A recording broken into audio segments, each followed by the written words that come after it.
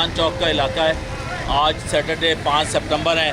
Prime minister ने यहाँ पे एक पैकेज का अनाउंसमेंट की है कराची के लिए 1100 अरब रुपये की, और ये इसी वजह से की है कि ये सूरत हाल है यहाँ पे। आप हालत है, यहाँ इंसान बसते हैं, यहाँ जानवर नहीं बसते। ये सिंध गवर्नमेंट को, बल्दियात को देखना होगा। ये सॉलिड वेस्ट मैनेजमेंट की हालत देखिए, बहुत ही बुरे हालात हैं यहाँ पे। यहाँ 2 मिनट आप खड़े नहीं हो सकते।